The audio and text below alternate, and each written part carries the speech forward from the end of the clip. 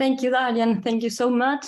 Thank you for inviting me and have the chance today for sharing some thoughts over visualization as a tool, as I entitled this presentation, visualization as a research tool in activism. So before starting, just to say that this presentation is not going to be that visual. And also because I want to share with you that when Darian invited me to do this presentation, I really thought about what to share with you today. And I want to be very honest with the type of work that I'm showing today. That makes me thought that actually in my data activism field, let's say, I'm working already on projects that I can't share today. Hopefully, I can share them on March next year. But I want to share more or less some of the parts of the process of designing with data in which I've been involved in activism. So that's why today I want to share ideas related to visualization as a research tool, not that much into communication for wider public. Okay, so first of all, I'm coming from Chile and I moved to Milan 8 years ago because I started doing my PhD at Politecnico di Milano within the Density Design Research Lab, which is, we are a group of research group within that design department at Politecnico di Milano. And we do research and we teach also on different dimensions of data visualization. So now I'm still working at Politecnico as a research assistant, and also I teach within the course that we hold with Michele Mauri, Gabriele Colombo, Stefano Singale, and Simone Vantini, and the amazing crew of assistants. So this is just for showing you the link to our course project, where we focus a lot on topics related on algorithmic mediations and so on. So I also have I also participate within Off Topic, which is a political collective based in Milan, where we do research from grassroots research in order to inquire different topics of how the city of Milan is changing. And we usually try to do this based on data. And finally, in the last years, I started collaborating with a non-profit organization, which is called Equipo Argentino de Antropología Forense.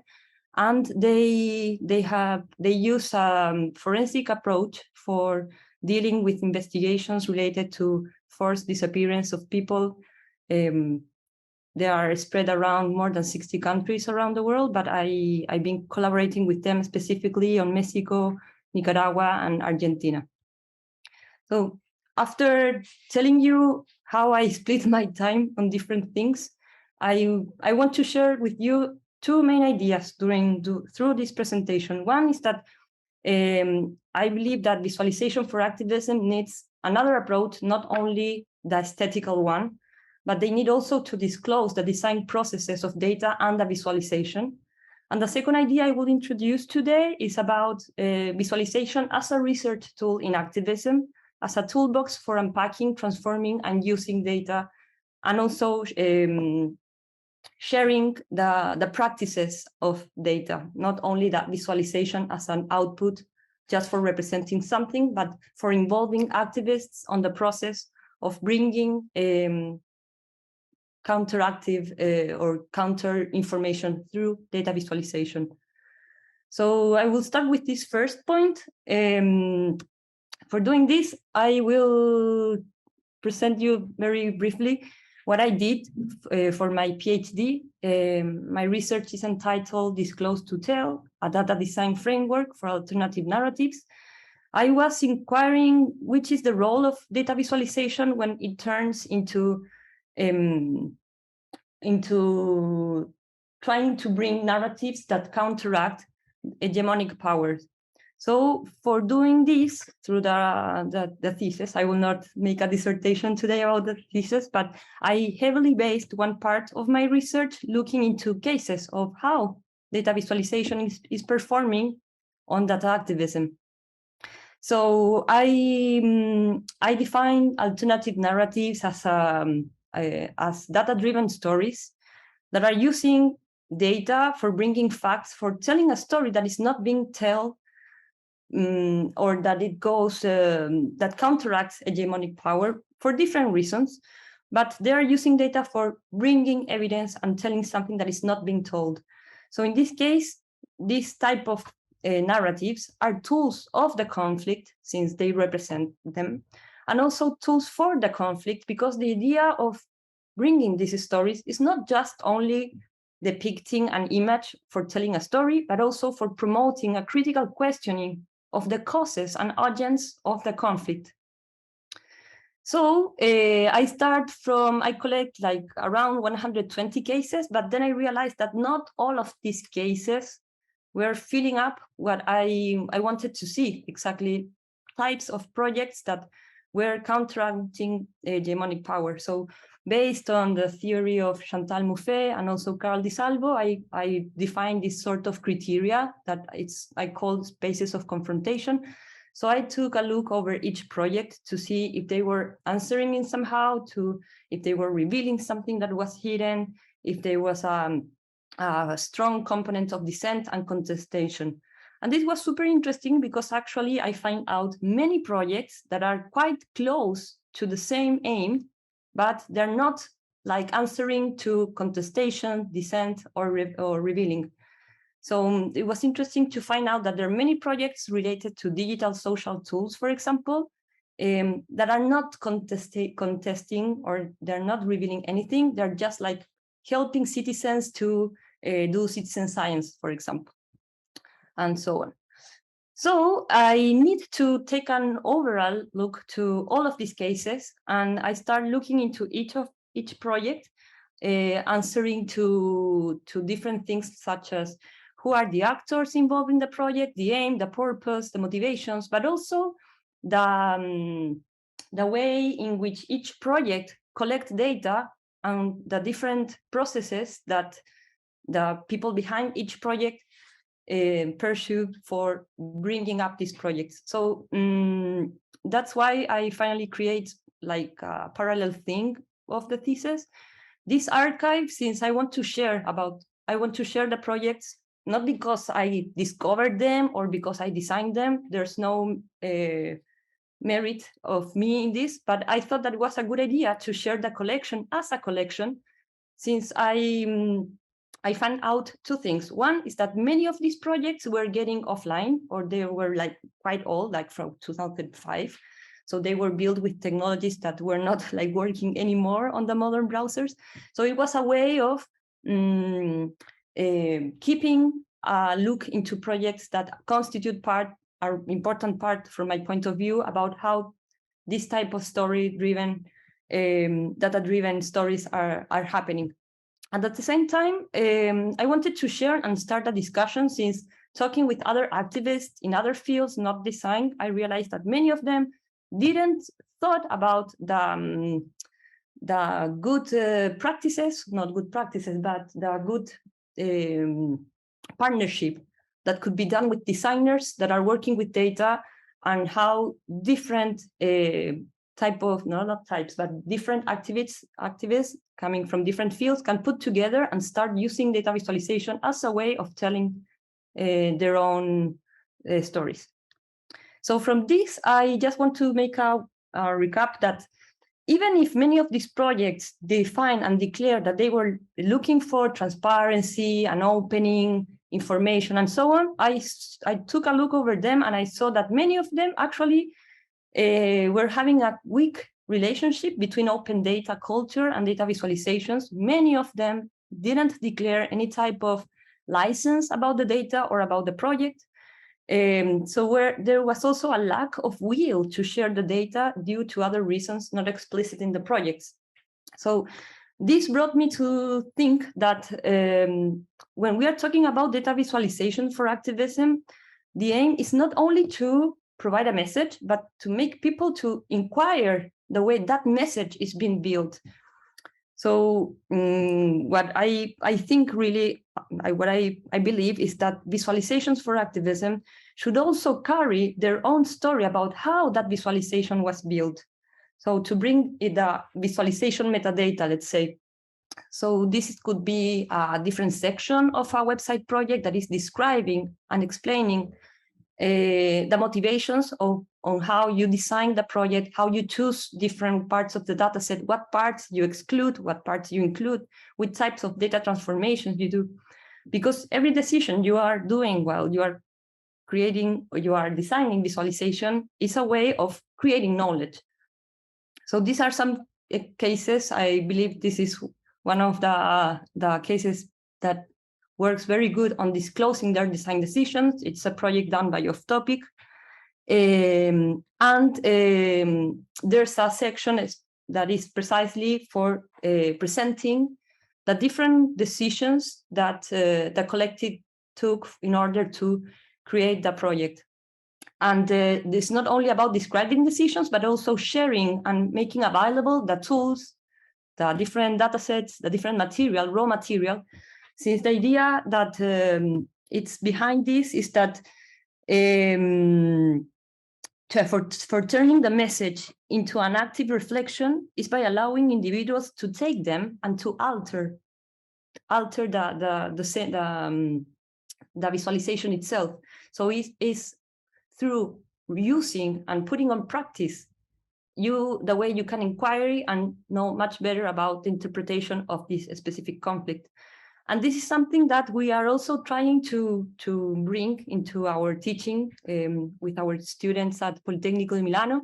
That is also to make them reflect about their own processes when they are building this type of data-driven stories, to think about their process and also to make it transparent and share how different parts that are important parts of the design process, such as the data definition, the scraping methods, the different data transformations, and why not making available the data sets that you use for building the project in case it's possible to share.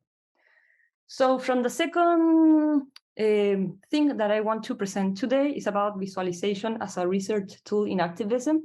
And here I wanted to tell you more about, I want to share some experiences that I have with the equipo argentino Antropología Forense. They, how can I say? I have the honor to work with them first on a process that was about providing workshops on data visualization for different actors that are around the topic of forced disappearances. And this is quite specific to the context of Mexico. So they, as an organization, realized that they needed more tools for improving the way they are already doing a very complex research on forensic topics and using forensic methods, but they needed more tools for also collaborating and organizing the data. So I carry out some workshops with them. 4 of them were for people that are already from this organization. They're very trained people coming from the scientific field. And also they invite other human rights organizations and journalists. So people that are really trained and really prepared, but not that much on working with data. And the most challenging workshop was one for the family members of disappeared people. So in total, there were almost 100 participants, and the workshops were very tough, like 4 or 5 hours for 4 and 5 days. So what I want to share from this experience is that I encounter a reality that is not the typical reality that I found on design with data projects at the university or professional projects that I have done previously.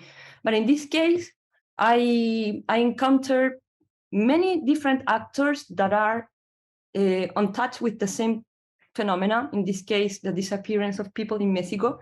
where there's a huge disaster related to the data management by the authorities. So it doesn't exist one official data set about a list of people that it's being disappeared. So that means that these actors are the ones that have to collect the data in somehow and start putting them together. The issue is that there are many organizations that are doing the same, they're looking for the same people, but they're not talking between each other.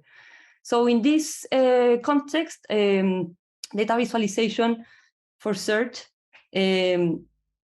was very challenging because it should, I believe that actually finally at the end of the workshop experience, it managed to put together people that were seeking for the same people. So in the slide, you will see I put buscadora, which is the name for the people that are searching for disappeared people. So each of them were carrying out a different way or an individual way of looking, but through these workshops and through the visualization, they start sharing information and they start having a common conversation. At the same time, they realized that many of the information that they have were duplicated, and in somehow the workshop was more structured, following the way of providing them tools for making safe research over their disappeared member family, and also tools for articulating the data collaboration, and also for communicating between them and also between institutions and society. So it was a very strong experience, since after the workshop, there was a moment for sharing what this workshop means for you and so on. And from many parts, even if you think it's very, not superficial, but very basic, I mean, there were people that were learning how to use Excel, for example. And from learning how to make a pivot table on Excel, they realized that they could organize much better the messy data that they have about their family members that were disappeared. So from this point of view, this experience as a research tool I'm not intending to be, how can I say, colonialist. I'm very happy because this workshop were co-created with people from the organization and thinking about what were the necessities of the different actors involved in each workshop. Also, even if it sounds like super basic again, making people learn how to use maps, for example, was very useful because it was the first time they have the chance to put dots together in a map. And even if this sounds like missing the human dimension of what a point on a map can mean, for them was extremely important because for the first time they could see patterns. So this is just to say that in my experience so far on working on this field, I encounter a reality that needs very much designers that are into data and that are, how can I say, to this field of human rights need a lot of designers that have data skills and that are more into putting their skills for this type of research. Also, I encounter myself like doing really very, very nude visualizations that are helping for first time to see patterns about a phenomenon that is very, very covered by authorities. So looking at them for first time in very simple visualizations is already a way of understanding and making research in the field of digital rights. So thank you very much. And that's it.